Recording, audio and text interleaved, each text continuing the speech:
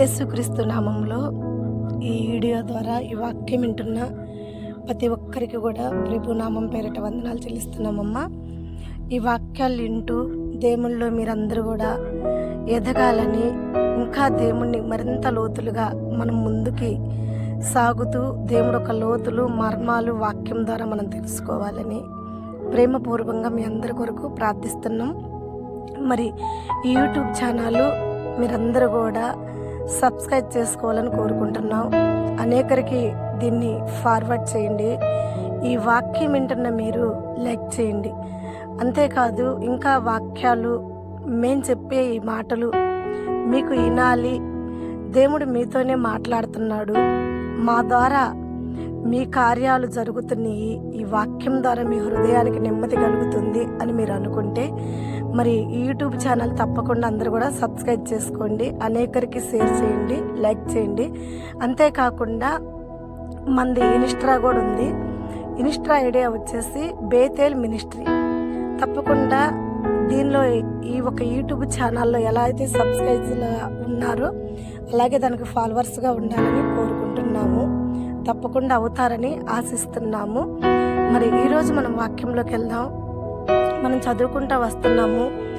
ఈ ఒక శ్రమ దినాల్లో దేవుడు మన కొరకు సిద్ధపరిచిన ఈ 40 రోజులు, ఈ 40 వాక్యాలు, 40 ఆశీర్వాదాలు, ఈ 40 ఆశీర్వాదాలు మన జీవితాలకి 40 మెట్లుగా మనం పునాదిగా స్థిరపరచుకుంటున్నాం.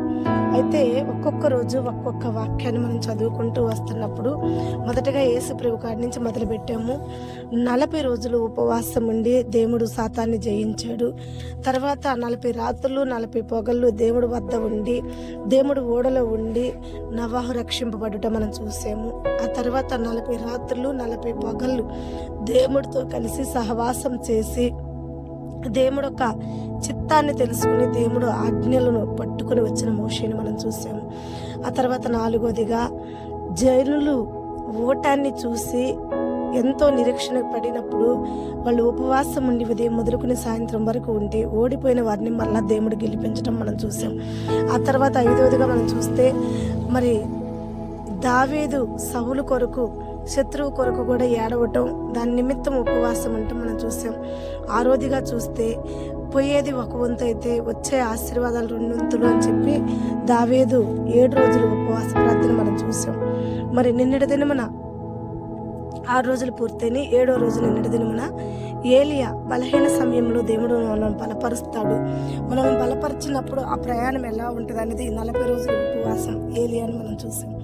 అయితే ఈరోజు 8వ ఉపవాసం ఎవరిది, ఎవరు చేశారు, ఎలాంటి పరిస్థితుల్లో చేశారు అని మనం చూసినట్టుకుంటే ఎజ్రా గురించి ఈరోజు మనకి దేవుడు కొన్ని మాటలు తెలియజేస్తున్నాడు. ఎజ్రా మాటలు కూడా మనకి చాలా దీవెనకరమైన మాటలు అనమాట.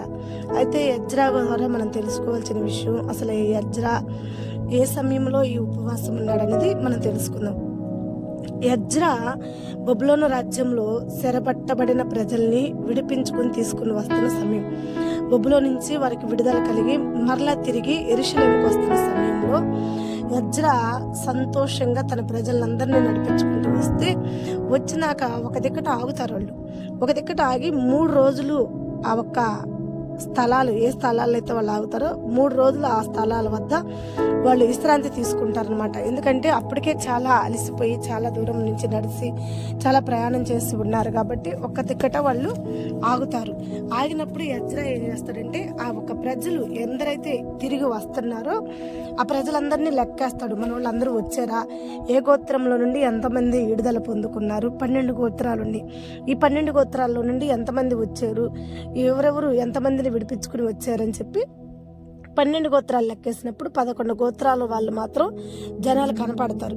12వ గోత్రం లేవి గోత్రంలో నుండి మాత్రం ఒక్క మనిషి కూడా ఎజ్రాకి కనపడడు. అప్పుడు ఎజ్రా చాలా బాధపడతాడు. అయ్యో, మనం 11 గోత్రాలలో విడుదల పొందుకుంటే లేవి గోత్రంలో నుండి ఒక్క మనిషి కూడా కానరాపోయా. అసలు లేవి గోత్రం వల్లే ముఖ్యము మనకి. ఎందుకంటే దేవుడు మందిరంలో సేవ చేయటానికి, దేవుడు పరిచర్య చేయటానికి లేవి గోత్రం వాళ్ళని దేవుడు ఎంచుకున్నాడు. మరి వీళ్ళందరూ కూడా యెరూషలేముకి వెళ్ళి దేవుడు మందిరంలో పరిచర్య చేయాలి, దేవుడు పని చేయాలి, దేవుడితో సహవాసం కలిగి ఉండాలి. మరి వారికి పరిచర్య చేయటానికి వాళ్ళకి ఒక లేవి గోత్రం మనిషి కావాలి. అయితే అలాంటప్పుడు అసలోడు దేవుడు పరిచర్య చేసేవాడే లేడని చెప్పి ఈ యొక్క ఎజ్రా చాలా బాధపడుతూ దుఃఖపడుతూ ఆ సమయంలో ఎజ్రా కొంతమంది అధికారులను పిలిపించి వాళ్ళందరితో మాట్లాడి ఈ లేవి గోత్రానికి సంబంధించిన వారిని కూడా ఎలాగలాగా మరి విడిపించుకుని రావాలి, వాళ్ళని కూడా తీసుకురావాలని చెప్పి ఎజ్రా ఒక ఆలోచన చేసి వాళ్ళందరిని పిలిపించి ఎజ్రా చెప్పినప్పుడు ఈ ఎజ్రా అనుకుంటాడు, ఎంతమందిని ఒక ఇద్దరిని ముగ్గురినన్నా పంపిస్తే బాగుండు పరిచర్య చేయడానికని.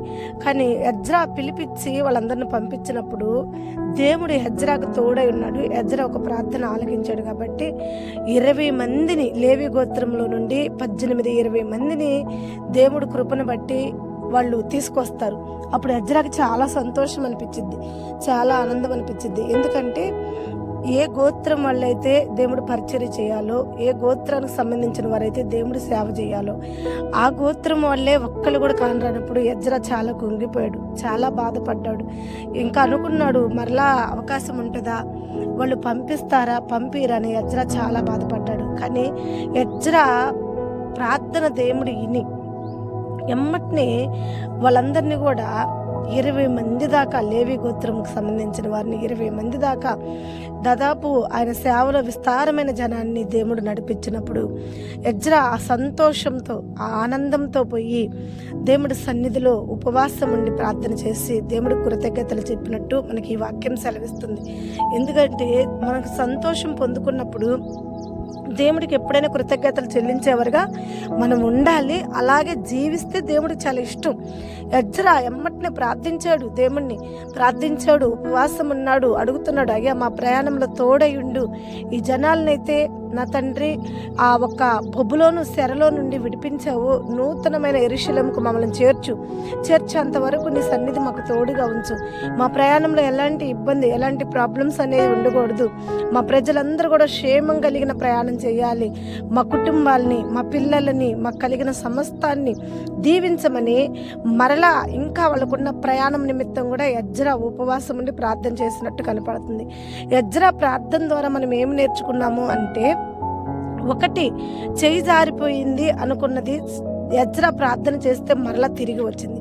మన జీవితంలో కూడా ఒక్కొక్కసారి మనం లెక్కేసుకుంటుంటాం మన జీవితంలో ఏది ఉంది ఏది లేదు, ఏది కొలతగా ఉంది ఏది సమానంగా ఉంది. ఆ కొలతగా ఉన్నది ఏం చేస్తాం, మనం లెక్కేసుకున్నప్పుడు ఎమ్మటినే దేవుడి వద్ద ప్రార్థన చేయాలి. ఎజ్రా చేసినట్టు మనం కూడా ప్రార్థన చేద్దాం.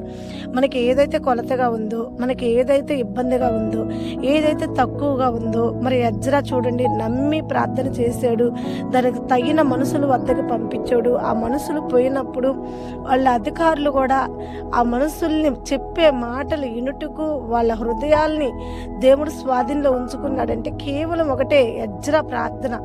ఈరోజు మన ప్రార్థన కూడా దేవుడి దృష్టికి అంగీకారంగా ఉంటే, మనకి ఏది కొలతగా ఉంటే, ఏది ఇబ్బందిగా ఉంటే ఆ ఇబ్బందులన్నీ తీసేయటానికి దేవుడు సమీపంగా ఉన్నాడు. ఒక ఎజ్రాకే కాదు, ఈరోజు నీకు నాకు ప్రార్థిస్తున్న ప్రతి ఒక్కరికి దేవుడి వద్ద మనవి చేస్తున్న ప్రతి ఒక్కరికి కూడా దేవుడు సమీపంగా ఉన్నాడు. ఎందుకంటే వాక్యం సెలవిస్తుంది, నాకు మొరుపెట్టుము నేను నీకు ఉత్తరం ఇస్తా, ఎవరైతే నాకు ప్రార్థిస్తారో వాళ్ళకి నేను సమాధానం ఇస్తానని దేవుడు వాక్యం సెలవిస్తుంది.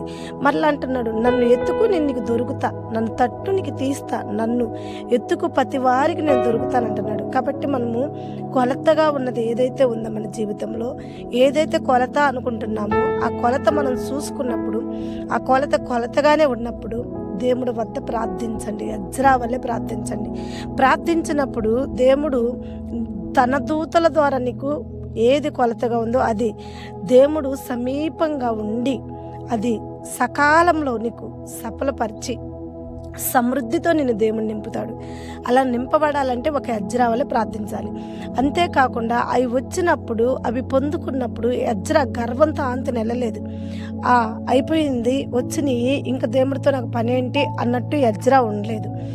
ఎప్పుడైతే ఆ ప్రజలు వచ్చారు, ఎప్పుడైతే ఆ ప్రజలందరినీ చూసుకున్నాడు, ఎజ్రా చాలా సంతోషపడి ఆ ప్రజలందరినీ సమకూర్చుకుని అంత చక్కగా వాళ్ళందరితో కలిసి ఎజ్రా ఉపవాసం ఉండి ప్రార్థన చేశాడంటే మనకి ఎంతో సంతోషం అనిపిస్తుంది. ఈరోజు మనం పొందుకున్న మేళ్ళు మర్చిపోయేటట్టు ఉండకూడదు. దేవుడు చేసిన కార్యాలు ఇవాళ చేస్తే మనం ఏమంటామంటే, ఎప్పుడో దేవుడికి కృతజ్ఞతలు చెప్పచ్చులే, ఇప్పుడు చేశాడుగా ఎప్పుడో చేద్దాం, ముందైతే మన పని అయింది కదా అన్నట్టు ఉంటాం. అట్లా వద్దు. మన పని దేవుడు చేసినప్పుడు ఎమ్మటిని దేవుడికి కృతజ్ఞతలు చెప్పాలి. ఎజ్రా వలె మనం కూడా ప్రార్థన చేయాలి. ఎజ్రా వలె ఇరిగి నలిగిన హృదయంతో దేవుడికి మనం కృతజ్ఞతలు చెల్లించేవారుగా ఉండాలి. అలా చెల్లించినప్పుడు దేవుడి దృష్టికి మనం అంగీకారంగా ఉంటాం. చూడండి, అలా చెల్లించినప్పుడు ఎజ్రా ఇంకా ఎంత ప్రయాణం అయితే ఉందో ఆ ప్రజలను తీసుకుని యెరూషలేముకి ఇంకెంత దూరం అయితే నడవాలో అంత ప్రయాణంలో దేవుడు ఎజ్రాకి తోడై ఉండి సహాయకుడై ఉండి ఎజ్రాని ఎక్కడ కూడా తడబిడి పడకుండా, తన అడుగులు తన పాదాలు ఎక్కడ కూడా తొట్టిల్లకుండా, తన ప్రజలకి ఏ అపాయం రాకుండా దేవుడు సన్నిధిని తోడుగా ఉంచి, దేవుడు దూతలను తోడుగా ఉంచి, దేవుడే వారికి స్వయంగా మేఘస్తంభమై అగ్ని స్తంభమై వాళ్ళని ముందుకు నడిపించినట్టు వాక్యం సెలవిస్తుంది ప్రియమైన బిడ్డలారా. కాబట్టి మనం కూడా మన ప్రార్థనలో దేవుడి మీద విశ్వాసము కలిగి ఒక ఎజ్రా వలె మనం కూడా ప్రార్థించినప్పుడు తప్పకుండా మన ప్రయాణాలు ఏ అయితే ఉన్నాయో, మన బరువుకు మించిన ప్రయాణాలు, మన శక్తికి మించిన ప్రయాణాలు, మనం చేయలేని ప్రయాణాలు ఏ అయితే ఉన్నాయో వాటి నిమిత్తం నువ్వు ప్రార్థించినప్పుడు నీకు, నీ కుటుంబానికి, నీకు కలిగిన సమస్తానికి, నీ ప్రజలకి, నీ గర్భఫలానికి, నీ భూఫలానికి, నీ ఒక పశువుల మందకి, సమస్తానికి దేవుడు తోడై ఉంటాడు. ఎక్కడ కూడా ఎలాంటి ప్రాబ్లమ్స్ లేకుండా, దుష్టుడి చేతికి చిక్కనీయకుండా, సాతాను చేతిలో మనం పడకుండా దేవుడు మనకి తోడై ఉండి మన ప్రయాణాల్లో ముందుకు నడిపిస్తాడు ప్రియమైన బిడ్డలారా. మరి వాక్యం వింటున్నాం కదా, మనం ఎట్లాంటి సమయంలో కూడా మనము వెనక్కి తిరిగేవారిగా ఉండకూడదు. దేవుడు ప్రయాణంలోకి మనం ముందుకు నడవాలి. దేవుడితో కలిసి మనం నడవాలంటే ప్రార్థనలో శక్తి ఉంది, ప్రార్థనలో బలం ఉంది. ప్రార్థన అంటేనే శక్తి కలిగింది. ప్రార్థన ఎంత నువ్వు చేస్తావో నీ ఇంట అంతా రక్షింపబడతారు, నీ ప్రజలంతా రక్షింపబడతారు, నీ కుటుంబం అంతా రక్షింపబడుద్ది. ఏది నీకు కొలతగా ఉందో ఆ కొలతలన్నీ కూడా తీరిపోతాయి. నేను ఒక చిన్న ఉదాహరణ మీతో పంచుకోవాలని ఆశిస్తున్నా. ప్రార్థనలో ఉన్న ఒక శక్తిని మీకు చెప్పాలని ప్రయాసపడుతున్నా. ప్రార్థన మనకి ఎలా రక్షణగా ఉంటుందో మీకు ఈ వాక్యం ద్వారా, ఈ ఒక చిన్న వర్తమానం ద్వారా, ఉపమానం ద్వారా మీకు ప్రార్థన అనే ఒక అంశం ఎంత బలమైందో నేను చెప్పాలని ప్రయాసపడుతున్నా. ఒక సైన్యము ఆరణ్యంలో ప్రయాణం చేస్తూ కొంత మంద, వాళ్ళ గొర్రెల మంద, వాళ్ళ పశువుల మందని తీసుకుని వాళ్ళు ప్రయాణం చేస్తూ ఉన్నారంట. దాదాపు ఆ ప్రయాణికులు ఒక 30-40 మంది దాకా ఉన్నారు. వాళ్ళకి కలిగిన కొన్ని గొర్రెలు, వాళ్ళకి కలిగిన కొన్ని పశువులు కూడా ఉన్నాయి. అయితే వాళ్ళు బయలుదేరేటప్పుడు వాళ్ళందరూ ఒక మాట అనుకున్నారంట. ఏమనుకున్నారంటే, మనం వెళ్తుంది ఆరణ్యంలోకి, ఈ మందని మేపుకోవటానికి వెళ్తుంది ఆరణ్యంలోకి. మన ప్రయాణం ఆరణ్య ప్రయాణం. ఈ ఆరణ్యముల ప్రయాణంలో దొంగలు ఉండొచ్చు, దోసుకునే వాళ్ళు ఉండొచ్చు, మనం అందరిని దోసుకోవచ్చు, లేదా మన వద్ద ఉన్న బంగారము, మన వద్ద ఉన్న వెండిని దోసుకోవచ్చు. అయితే మనకి తోడుగా మన దేవుడు ఉండాలి, మనకి తోడుగా మన రక్షకుడు ఉండాలి. ఆయన ఉన్నాడంటే మనకి ఏ అపాయమూ ఉండదు. ఆయన మనతో ఉండాలంటే ప్రార్థన మనకు ఉండాలి. ప్రార్థన మనకుంటే నిత్యం దేవుడు మనకి తోడై ఉన్నట్టే. మంచి ఆలోచన, మంచిగా అనుకున్నారు. ఈ 40 మంది 50 మంది మంచి ఆలోచన చేశారు. ప్రార్థన వాళ్ళకు ఉంటే దేవుడే వాళ్ళతో ఉన్నాడు, ఏ అపాయం అవసరం లేదు, ఇంకే అపాయం రాదు, ఏ భయం అవసరం లేదని అనుకున్నారు. అయితే వీళ్ళు దాదాపు 2 రోజులు 3 రోజులు ప్రయాణం. అయితే 3 రోజులు ఆ ఆరణ్యంలో ఉండి ఆ మందని మేపుకొని వాళ్ళు క్షేమంగా మళ్ళీ తిరిగి ఇంటికి రావాలన్నమాట.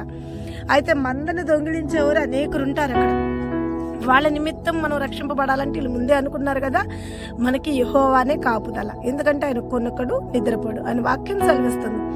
తన అందు విశ్వాసం ఉండి, తన అందు భయభక్తులు కలిగి ఉంటే తన ప్రజల కొరకు ఆయన కొనకక నిద్రపోక ఆయన తోడై ఉండి ప్రజలను కాపాడతాడనేది వాక్యం. అయితే ఈ వాక్యాన్ని నమ్మి వాళ్ళు ప్రయాణం చేశారు. ప్రయాణం చేసినప్పుడు ఒక దినము ప్రయాణం జరిగినాక ఆ ఒక దిన ప్రయాణంలో వాళ్ళు రెస్ట్ తీసుకోవాలి మరలా రేపటి కొరకు. అయితే ఈ నైట్ వాళ్ళు రెస్ట్ తీసుకోవాలి, వాళ్ళు కొంచెం విశ్రాంతి తీసుకోవాలి, పనుకోవాలి. మళ్ళీ తెల్లారి వాళ్ళ మందని మేపుకునేంత వరకు కూడా మరలా విశ్రాంతి సమయం వరకు కూడా వాళ్ళు కష్టపడాలి. ఈ లోపల ఏం జరిగింది, సాయంత్రం అయ్యింది. దాదాపు 6-7 గంటల ప్రాంతంలో ఆ మందనంతా ఒక దిక్కట పెట్టుకున్నారు, వాళ్ళంతా ఒక దిక్కట ఉన్నారు. అంతేకాకుండా ఈ మందని దొంగిలించడానికి వచ్చిన దోపిడీ దొంగలు కూడా వారికి దూరంగా ఉన్నారు. వీళ్ళు ప్రయాణం అయ్యేటప్పుడే దొంగలు చూసి ఉన్నారు. ఎక్కడైనా సరే వీళ్ళు సాయంత్రానికి విశ్రాంతి స్థలం చూసుకుంటారని, ఆ విశ్రాంతి స్థలంలో ఉదయం అంతా కూడా ప్రయాసపడి ప్రయాణం చేస్తున్న ఇల్లు సొమ్మసిల్లిపోయి అలసిపోయి నిద్రిస్తారని, వాళ్ళు నిద్రించినాక ఆ మందని వాళ్ళు దొంగిలించవచ్చని ఒక ఆలోచన కలిగి వాళ్ళని వీళ్ళు ఫాలో అవుతూ ఉన్నారు. అయితే వాళ్ళు కోరుకున్నట్టే సాయంత్రం అయ్యింది. సాయంత్రం సమయానికి అలాగే వీళ్ళంతా కూడా ఒక దగ్గర చేరారు. మందనంతా కూడా ఒక దగ్గర పెట్టి మంద కొరకు ప్రార్థిస్తున్నారు అనమాట. ఈ మంద కొరకు వాళ్ళ కొరకు ప్రార్థిస్తున్నారు. ప్రార్థించి, ప్రభా నా తండ్రి, మేమైతే అలసిపోయి ఉన్నాము, మేమైతే సొమ్మసిల్లిపోయి ఉన్నాము, యేసయ్య మాకు తోడుగా ఉండు, ఈ రాత్రికాల సమయాన మా మందని మమ్మల్ని కాపాడు, మాకును మా మందకిను ఏ అపాయం రాకుండా అయ్యా మా చుట్టూ నీ కంచివి, మా చుట్టూ నీ కాపుదలు ఉంచు, నీ దేవదూతలను మాకు తోడుగా ఉంచు అయ్యా, నువ్వు సహకారుడుగా ఉండు, మేఘస్తంభమై అగ్నిస్తంభమై మాకు తోడుగా ఉండు, కొనుకక నిద్రబాక మా మందకి కాపలా ఉండు అని చెప్పి వీళ్ళందరూ కూడా మోకాళ్ళ మీద చేరి చక్కగా గంట సేపు వరకు నాన్ స్టాప్ గా ప్రార్థన చేస్తూనే ఉన్నారు. ఒకళ్ళ తర్వాత ఒకళ్ళు 1 గంట 2 గంటలు చక్కని ప్రార్థన చేశారు.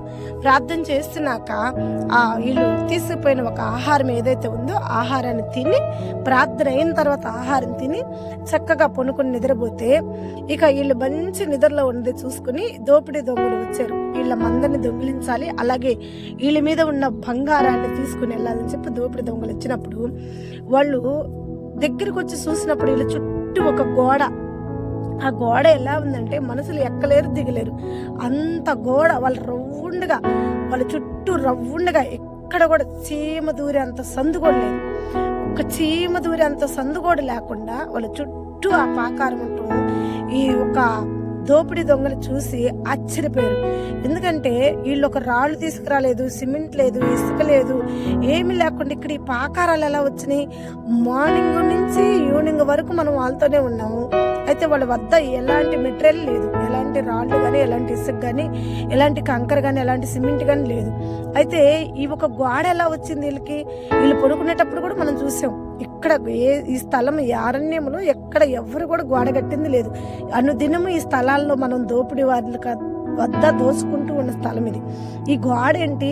ఎలా ఈ గోడలో నుంచి మనం లోపలికి పోయేది ఎలా? ఎక్కటానికి ఎక్కలేనంత ఎత్తు, దూరటానికి చీమ దూరనంత కూడా సందు, అలాంటి పాకారాలు ఉన్నాయి. ఇక తెల్లవార్దులు వాళ్ళు ఆ పాకారాలు చూస్తూ అలాగే ఉండిపోయారు.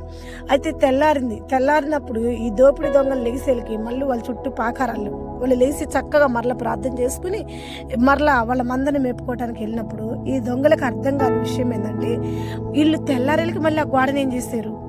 ఆ గోడని ఎక్కడ దాచిపెట్టారు? ఆ గోడ ఏది? రాత్రి ఇక్కడ గోడ ఉంది కదా, మనం దొంగతనం చేయలేకపోయాం కదా, మరి ఇప్పుడు గోడ లేదేంటి అని చెప్పి ఆ దోపిడీ దొంగలు ఒక ఆలోచన కలిగి ఉన్నారు. మరలా 2వ రోజు కూడా ఏం చేశారంటే, అలాగే వీళ్ళు ఉదయం అంతా కూడా మందని మేపుకుని సాయంకాల సమయానికి మరలా 2వ దిన ప్రయాణాన్ని ముగించుకుని సాయంత్రానికి చక్కగా నిద్రపోవడానికి మరలా ఒక ప్లేస్ వాళ్ళు చూసుకుని ఆ ప్లేస్ వద్ద ఈ మందని ఈ మనుషులు అందరూ కూడా ఒక దగ్గర సమకూరి మరలా ప్రార్థన చేసుకోవటం మొదలైంది. కానీ ఫస్ట్ రోజు చేసిన ప్రార్థన చాలా బలంగా ఉంది. సెకండ్ రోజు చేసిన ప్రార్థన తిని వాళ్ళు కడుపు నిండా తిని, ఎట్లాగో అరణ్యంలో మనకి ఎలాంటి ప్రాబ్లమ్స్ లేదు, ఎలాంటి దొంగలు లేరు, ఎవ్వరు లేరు, దొంగలుంటే రాత్రే వచ్చి దొంగతనం చేయిపోయారా, మరి రాత్రి చాలా టైం తీసుకున్నాం, వ్యర్థంగా ప్రార్థన చేసాం, ఇంత టయానా. అయితే ఈరోజు చెప్పుకుంటున్నారు, అంత టైం వరకు ప్రార్థన చేయాల్సిన అవసరం లేదు, ఇక్కడ మనం ఊహించిన ప్రమాదం ఏమి లేదు, దోపిడీ దొంగలు ఎవరు లేరు, మనం అంత టైం తీసుకుని అంతగా ప్రార్థించాల్సిన అవసరం ఏం లేదు, సింపుల్గా తలో కొంచెం ఒక 2 నిమిషాలు ప్రార్థన చేసుకుందాం అయిపోద్దని చెప్పి 2వ రోజు ఏం చేశారు? ఆ సింపుల్ ప్రార్థన కూడా దేవుడు విన్నాడు. తలో కొంచెం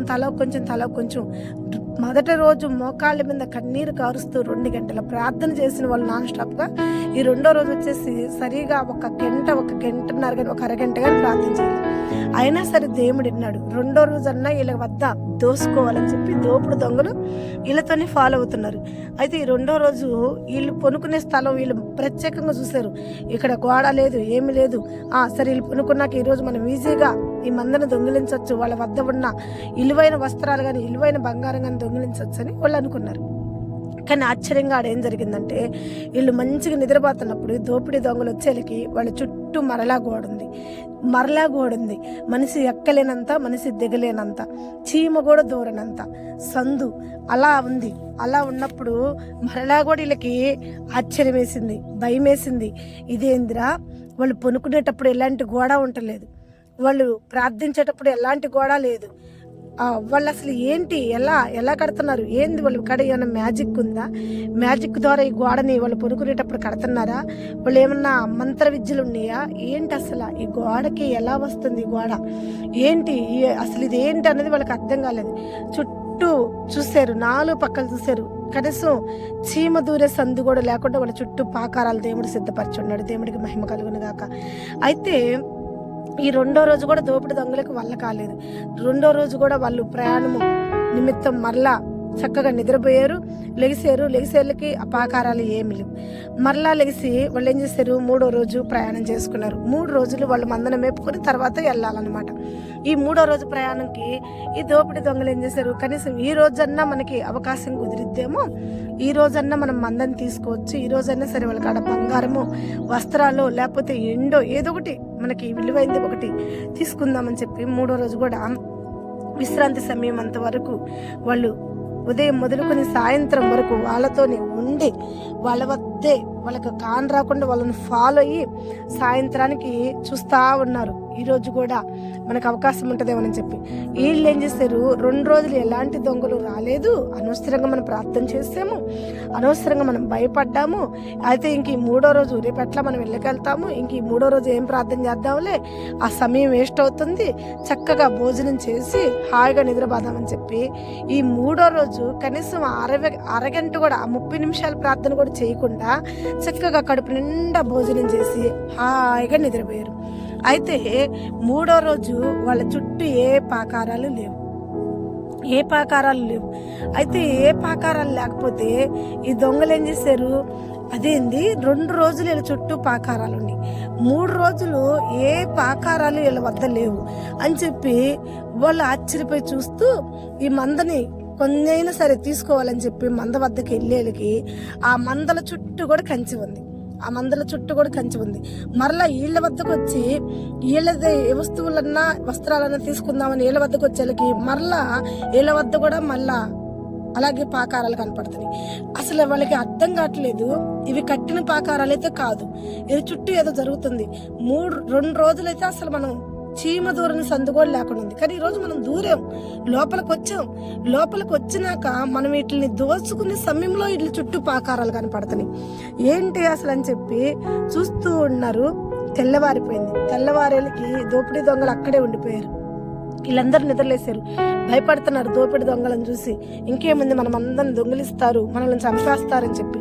ఆశ్చర్యం ఏంటంటే వాళ్ళు లెగిసేలకు ఆ పాకారాలు. ఇక ఈ దొంగలు పొద్దున్నే లెగిసి వాళ్ళందరూ కూడా కంగారు పడుతూ భయపడుతూ ఈ దోపిడి దొంగలను చూసి చాలా బలహీనతతో చాలా వణికిపోతున్న వాళ్ళని చూసి, అయ్యలారా మీరు ఆగండి, మీరు భయపడద్దు, మిమ్మల్ని చూసి మేము భయపడుతూ రాత్రంతా కూడా నిద్ర లేకుండా కూర్చుని ఉన్నాం. అయితే మిమ్మల్ని చూసి మేము భయపడుతున్నాం, మమ్మల్ని చూసి మీరు భయపడద్దు అన్నప్పుడు వాళ్ళు అంటున్నారు, అయ్యా ఎందుకు మీరు మమ్మల్ని చూసి భయపడుతున్నారంటే, ముందు మాకు ఒక క్వశ్చన్కి మీరు ఆన్సర్ ఇవ్వండి, సమాధానం చెప్పండి. క్వశ్చన్ ఏంటంటే, మీరు ఏమన్నా మ్యాజిక్ చేయగలుగుతారా? లేదయ్యా మేమేం మ్యాజిక్ చేయలేం. పని మీకు ఏదైనా చేతబడి విద్యలు తెలుసా? లేదయ్యా మాకు ఏ చేతబడి విద్యలు తెలియదు. మరి మీరు పనుకునేటప్పుడు మీరు ఓపెన్ ప్లేస్లోనే పనుకుంటున్నారు, కానీ మీరు పనుకుని నిద్రపోయినాక మేము దొంగతనం చేయడానికి 3 రోజులు మిమ్మల్ని ఫాలో అవుతూనే ఉన్నాం. ఫస్ట్ రోజు వచ్చాం, చీమ దూరను కూడా సందు లేకుండా మనిషి ఎక్కడానికి కూడా అవకాశం లేనంత గోడలు, అంత పాకారాలు మీ చుట్టూ ఉన్నాయి. అయితే 2వ రోజన్నా అవకాశం కుదిరిద్దని 2వ రోజు కూడా వచ్చాం. 2వ రోజు కూడా ఏ మాత్రం అవకాశం లేకుండా మీ చుట్టూ గోడలే ఉన్నాయి. అయితే ఈ 3వ రోజు ఏమైందంటే, మేము లోపలికి రావడానికి అవకాశం ఉంది, మీ వద్దకు వచ్చాం, కానీ మీ వస్తువులు తీసుకోవటానికి మాత్రం అవకాశం లేకుండా పాకారాలు ఉన్నాయి. ఏం జరుగుతుంది? మీ వద్ద ఏ చేతబడి విద్యలు లేకపోతే, మీ వద్ద ఏ మంత్రిక విద్యలు లేకపోతే ఇవన్నీ ఎలా జరిగినాయి ఏంటి అని అన్నప్పుడు, అప్పుడు వాళ్ళకి బుద్ధి వచ్చిన విషయం ఏంటంటే, 2 రోజులు మనం ప్రార్థన చేస్తే ఏ దొంగ కూడా మన వద్దకు రాలేదు, కానీ 3వ రోజు మనం ప్రార్థన చేయలేదు కాబట్టి దొంగ మన వద్దకు రాగలిగాడు. అయితే మన దేవుడు కరుణా కటాక్షం కలిగిన దేవుడు కాబట్టి మనల్ని దోసుకోనికుండా, మనం ప్రార్థన చేయకపోయినా దేవుడు మనల్ని క్షమించి మన ప్రాణాలని, మన మంద ప్రాణాలని కాపాడాడు అని చెప్పి వాళ్ళకి చెప్తున్నారంట. అయ్యా, మా వద్ద ఏమీ లేదు, కానీ మా వద్ద ఉన్నది ఏంటంటే జీవం కలిగిన దేవుడు నామం ఒక్కటే. ఆయన నామాన్ని ఎత్తిపట్టి మేము 2 రోజులు ప్రార్థన చేశాం కాబట్టి ఆయన మా చుట్టూ ఆ ప్రార్థన అనే కంచెనే ఒక పాకారంగా, ఒక గోడగా సిద్ధపరిచాడు. అయితే 2 రోజులు మేము ఏ దొంగలు రాలేదన్న ఒక అహంకారంతో 3వ రోజు ప్రార్థించటం మానేసి మేము మా ఒక్క తెలివితోటి మేము మందని మేపుకున్నాం, దేవుడి తెలివితో, దేవుడి జ్ఞానంతో, దేవుడి కనుదృష్టితో మేము ఉన్నామని మర్చిపోయి 3వ రోజు ఆయనకు ప్రార్థించటం ఆపేసి ఎప్పుడైతే మేము పనుకున్నామో దొంగలు మా వద్దకు రావటానికి దేవుడు పర్మిషన్ ఇచ్చాడు. అయితే దేవుడు కరుణా కటాక్షం కలిగిన దేవుడు కాబట్టి మీ చేతుల్లో మమ్మల్ని పడకుండా మిమ్మల్ని గద్దించి అక్కడ కూర్చోబెట్టాడు. చూడండి ప్రియమైన బిడ్డలారా, ప్రార్థనకున్న ఒక శక్తి, ప్రార్థనకున్న ఒక ఇలువ, ప్రార్థనకున్న ఒక బలం ఎలా ఉంటుందంటే, మనం ఎప్పుడైతే పాలిమాలకుండా, ఎప్పుడైతే సోమర్యం కాకుండా, ఎప్పుడైతే మనము మంకుగా కాకుండా దేవుడు వద్ద మోకరించి ప్రార్థిస్తామో ఆ ప్రార్థన నీకు కలిగిన సమస్తానికి రక్షణ. నీ గర్భఫలానికి, నీ భూఫలానికి, నీ చదువుకి, నీ పనికి, నీ రాకట్ల పోకట్లకి, నీ ప్రయాణానికి, సమస్తానికి ఒక కంచె అనమాట. ఇట్లాంటి నీ శత్రువు కూడా నీ వద్దకు రాకుండా ఉండటానికి కూడా అది ఒక కంచె. అలాంటి కంచెని నువ్వేం చేస్తున్నావంటే, నీ ఒక్క బలహీన స్థితిలోని పడిపోయి ప్రార్థించకుండా, నీకు అంత మేలు చేసిన దేవుడి వైపు నువ్వు చూడకుండా నీ బలహీనం ఎప్పుడైతే నువ్వు ఏర్పాటు చేసుకుని ప్రార్థనకు దూరం అవుతావో శత్రువుకి దగ్గర అవుతావు.